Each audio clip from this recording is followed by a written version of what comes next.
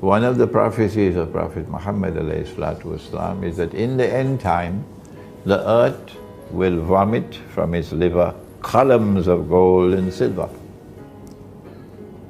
The likelihood is that this will take place in Indonesia. Rozul Channel. Bismillahirrahmanirrahim. Assalamualaikum. Apa khabar semua? Berjumpa lagi kita di dalam Rozul Channel, guys. Apa khabar anda orang Indonesia, orang Malaysia, orang Brunei, orang Singapura ataupun di seluruh Nusantara ataupun di seluruh ASEAN? Apa khabar anda semua? Okey guys, hari ini saya mahu mereaksyenkan satu lagi video daripada channel Pola Pikir. Anda boleh pergi ke channel Pola Pikir, klik butang subscribe-nya dan klik butang loceng, tanda sokongan anda juga kepada channel Pola Pikir. Dan tajuk yang kita mahu reaksyenkan hari ini katanya adalah bumi akan memuntahkan emas dan perak di Indonesia. Itu bukan kata saya, guys. Itu adalah daripada kata-kata ulama Syekh Imran Hussein. Mungkin ada di antara anda yang mengenali ulama tersebut. Namanya adalah Syekh Imran Hussein, guys. Mudah-mudahan kita doakan, mudah-mudahan Syekh Imran Hussein ini diberikan umur yang panjang dan diberikan kesihatan yang baik. Amin, amin ya rabbal alamin. Guys, untuk membuktikan ceritanya bagaimana, mari kita simak sama-sama videonya. Mari, guys. Finally, we said that one of the prophecies of Prophet Muhammad ﷺ. Ini dia kata, guys, sebagai penutup, Rasulullah SAW menubuatkan bahawa pada akhir zaman bumi akan memuntahkan emas dan perak dari perutnya. In the end time, the earth will vomit from its liver columns of gold and silver. Menubuatkan, Nabi Muhammad yang menyebut, guys. Kemungkinan besar hal ini terjadi di Indonesia. Masya Allah, guys. Kenapa dia terjadi di Indonesia tu, guys? Kenapa dia tidak di negara Arab sana? Kenapa dia tidak di negara Eropah sana? Kenapa dia memilih Indonesia untuk memuntahkan emas dan perak itu? Okey, kita lanjut, ya. Is that this will take place in Indonesia. Yeah.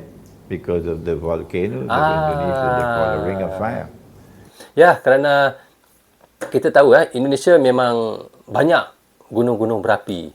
Bila meletusnya gunung-gunung berapi itu nanti, maka disitulah emas dan perak akan terkeluar daripada perut bumi. Logik juga itu, guys, sebenarnya. Betul tu. And these volcanoes are all already producing gold. Menghasilkan emas di Jawa. Ini bukan sembarangan orang yang cakap, guys. When the ulama, US dollar collapses, the balloon bursts. If you go to my YouTube channel, you'll find 3 lectures on money, just delivered in Sitapak. The first was what is money in the Quran and Sunnah. The second was what is money in the world today. And the third is entitled Beyond the Petrodollar. An Islamic response to the both. Boleh pergi ke YouTube dia, guys, cari judul-judul yang disebut tu tadi lah. And in that lecture we said Israel cannot claim to be a Khilafah state unless Israel is using gold and silver as money. When that day comes that Israel brings back gold and silver as money, I hope I'm not alive. May Allah take me away from the world, because the shame and the disgrace will be too great for me, for my heart. Dia kata apa di situ, guys? Semoga Allah dapat mengambilnya sebelum hal itu terjadi, ya. Maksudnya ketika apa tu tadi? Di sini dicakap, saat Israel menggunakan emas dan perak sebagai uang, semoga saya tidak hidup lagi ketika itu. Katanya ketika Israel menggunakan emas dan perak sebagai uang, dia harap dia tidak hidup lagi waktu itu, guys. Kenapa dia berkata begitu? Ada sebabnya. Pasti ada sebabnya kenapa dia berkata begitu. Semoga Allah Subhanahu Taala mengambil saya sebelum hal itu terjadi. Kerana rasa malu saya yang sangat tak terhingga, hati saya akan menangis. Because the shame and the disgrace will be too great for me, for my heart. My heart will burst. That these people have to bring back dinar and dirham, while our people were eating biryani and going home to sleep. The shame and the disgrace will be too great. So I ask in that lecture that all those who hear my lecture, go and ask your scholars of Islam, wherever you can meet them. Even if you can't meet them in person, you can send an email to them and ask them politely so. We don't see this money in the Quran and Sunnah. No. The money we are now using, is it halal or is it haram? And we don't want a private answer. We want an answer that we can publish. Mintalah jawapan tersebut yang dapat dipublikasikan, bukan jawapan antarperibadi. Okay. Itu katanya guys. So you put some pressure on them. If they say we don't know, you can ask them, well, how long will you take? We want an answer. You can't remain silent forever. No. Kerana kamu tidak dapat diam In the selama-lamanya. meantime, if it Di sisi lain, jika memungkinkan, ada sistem monitor yang dapat langsung menukar uang dengan emas. is possible to have money which is redeemable in gold, like Ahmad Seperti yang cuba dilakukan oleh Presiden Soekarno di Indonesia yang mengakibatkan dia digulingkan. Oh, Sukarno attempted in Indonesia, that's why they overthrew him. That the Indonesian di mana rupiah, uang rupiah bisa ditukarkan secara langsung dalam bentuk emas di kantor-kantor tertentu hingga membuat rupiah menjadi halal. Oh, itu would yang have berlaku been dulu tu ya. redeemable in gold. You could go, take it to some office and collect your gold. Collect your gold, redeemable in gold. Then the Indonesian rupiah would have been halal. It's redeemable. Uang rupiah seperti lembaran cek yang dapat diuangkan dalam hal ini dapat ditukar dalam bentuk emas di setiap saat. Wow, betapa besarnya uang rupiah dulu ya. Hingga dapat dibentukkan ataupun ditukar dalam bentuk emas setiap saat tu. Like a check. You can cash the check. Seperti cek. It's redeemable in gold. Perhaps Jika hal ini dapat dilakukan, maka ini bisa menjadi salah satu solusi dari permasalahan ini. if that can be done, then that would be a solution to the problem.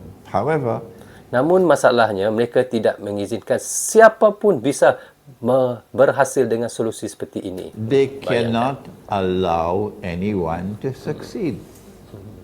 Because if one Kerana jika ada satu negara saja yang berhasil menjalankan solusi ini, hal ini dapat meruntuhkan seluruh sistem monitor saat ini. country were to succeed, it will bring down the whole monetary system. So they will wage war. Maka mereka akan meluncurkan perang untuk memastikannya. Itulah mengapa mereka menyerang Libya. To prevent you. That's why they attack Libya. They wage war. Mereka meluncurkan perang untuk memastikan hancurnya sistem monitor yang dapat menukar uang dengan emas dan atau perak. Mereka akan luncurkan perang untuk memastikan hancurnya sistem monitor yang dapat menukarkan uang dengan emas dan perak itu. To Memang ensure jahat that you tu, do not Israel ni. establish a monetary system in which your money is redeemable in gold and silver. Okay? We said that kita juga membahas alternatif lain dengan membuat pasar yang berbasis emas dan perak asli dalam melakukan transaksi jual beli. an alternative could also be where you establish markets in which you use actual gold and silver for buying and selling. We just had Eidul Kita Adha, baru saja memperingati Hari Raya Hari Aidil Adha. Raya Haji. And in Hari Raya Haji or Eidul Adha, you have to buy animals to sacrifice. So I don't know what you use, whether you use ringgit or rupiah or whatever. I use dinar and dirham. Saya tidak tahu apakah kamu menggunakan ringgit atau rupiah untuk membeli korban, tapi saya menggunakan dinar dan dirham. Yes, I bought Saya my menggunakan dinar animal dan dirham with untuk membeli dinar haiwan kurban and saya. dirham. Yeah, and then we had the sacrifice. If we could encourage this, Kita dapat mulai mengalakkan ini sebagai respon kecil. it's a micro response before the war takes place. Sebelum perang meletus, sebaiknya kamu memiliki setidaknya 100 dirham di rumah. 100 dirham guys. Kalau 100 dirham ni bagaimana kiraannya? Kalau anda tahu, anda boleh komen di bawah kolom komentar ni guys. Berapa nilai untuk 100 dirham kalau ditukar kepada Indonesia? Itu yang nak tahu. Saya tak tahu macam mana kiraan dirham ni sebenarnya. Yes. Okey, kita lanjut. Okay, make sure you have at least 100 dirhams at home. It may be 2 dirhams a day for food. Okey. Tergantung seberapa besar keluarga kamu, tapi mungkin kamu akan menghabiskan 2 dirham sehari untuk membeli makanan dan kamu akan bertahan selama 50 hari. Maksudnya di sini, sebab tu dia kata, kena ada 100 dirham di rumah. Maka, untuk satu keluarga, tergantung besar keluarga lah, contohnya mungkin 6 orang satu keluarga, 7 orang satu keluarga, kita akan gunakan 2 dirham untuk satu hari. Maknanya kalau ada 100 dirham, kita boleh bertahan 50 hari guys. Untuk 100 dirham tu tadi. Sebab itu dia kata kita kena simpan 100 dirham tu jika berlakunya peperangan. Tapi itulah nilai 1 dirham tu berapa? Itu yang saya tidak tahu tu tadi. Tapi dia kata diwajibkan dan diharuskan untuk satu rumah ada 100 dirham jika berlakunya sesuatu peperangan. Barulah kita boleh bertahan untuk 50 hari. Maksudnya 50 hari itu kita boleh bertahan dalam 1 bulan setengah saja pun untuk 100 dirham. Okey, kita lanjut. 2 dirhams a day, depending on the size of your family. So at least for 50 days you have food.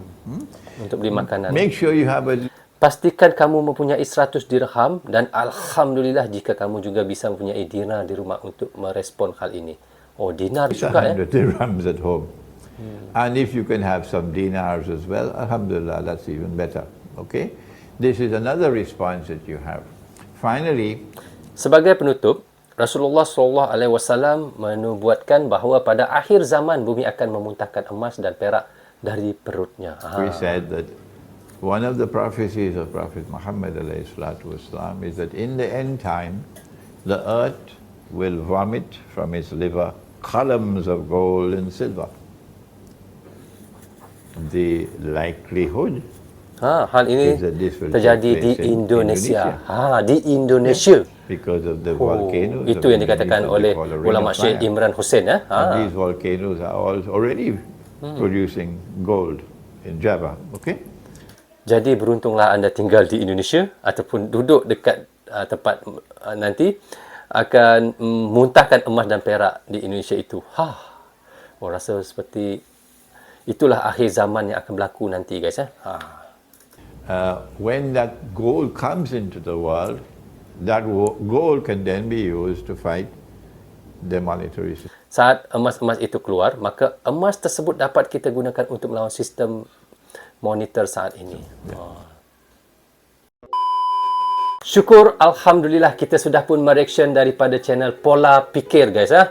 Katanya di sini bumi akan memuntahkan emas dan perak di Indonesia. Itu yang dikatakan oleh Nabi Muhammad SAW guys. Katanya dia akan dimuntahkan di Indonesia lah.